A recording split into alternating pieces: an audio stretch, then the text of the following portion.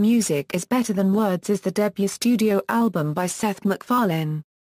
The album was produced and conducted by film and television composer Joel McNeely, who is also one of the composers of American Dad, an animated TV series co-created by MacFarlane. On November 30, 2011, the album received nominations at the 54th Grammy Awards for Best Traditional Pop Vocal Album and Best Engineered Album, Non-Classical. MacFarlane's musical background: MacFarlane has performed at London's Royal Albert Hall and New York's Carnegie Hall. He received voice training from Lee and Sally Sweetland, both of whom have worked with Frank Sinatra and Barbra Streisand. MacFarlane is also a pianist and utilizes an orchestra and composes on a weekly basis to score his two current animated shows, Family Guy and American Dad. Conception and production: the album includes songs from Rodgers and Hammerstein and Lerner and Loewe, among others from the 1940s, 1950s and 1960s. The track listing was chosen by MacFarlane. When Universal Republic Records asked MacFarlane what kind of album he wanted to do, he said a classic Sinatra-style album. The album was in fact recorded at Capitol Records in the same room that Sinatra had worked.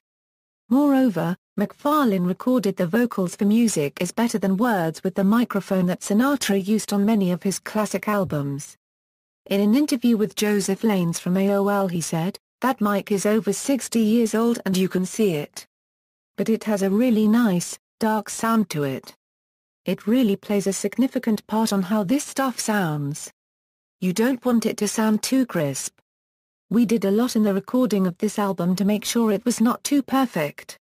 We recorded to analog tape as opposed to recording digitally because we wanted a little bit of a hiss. Announcement: on the February 10, 2011 episode of the TBS Variety nighttime talk show series Conan, MacFarlane announced that he was working on his debut album. During this show, he performed the song The Sadder But Wiser Girl. On another guest appearance on The Tonight Show with Jay Leno, he announced he was working with Universal Republic Records and putting together a big brand album after signing a record deal. MacFarlane explained, "It's rare in this day and age to have the opportunity to create an album that celebrates the classic, sophisticated sound of rich, lush swing orchestrations.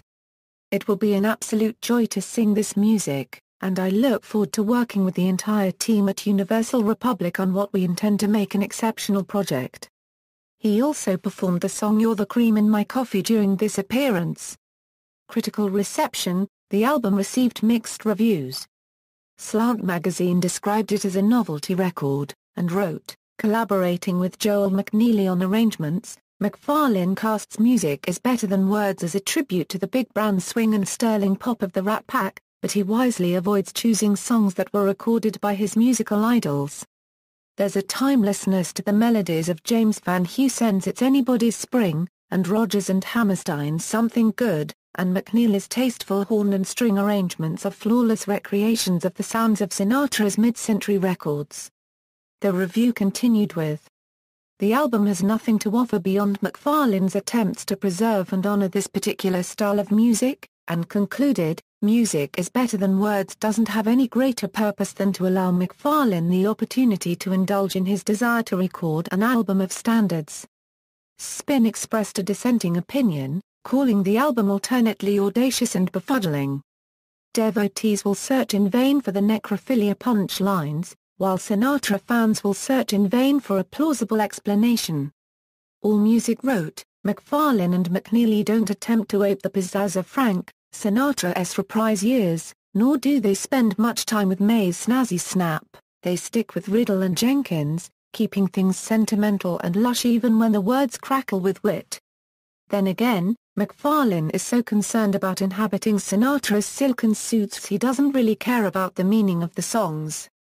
All that matters is sounding like Old Blue Eyes, which MacFarlane knows about as well as any number of hotel lounge singers this world over. Track listing. Chart positions. References. External links.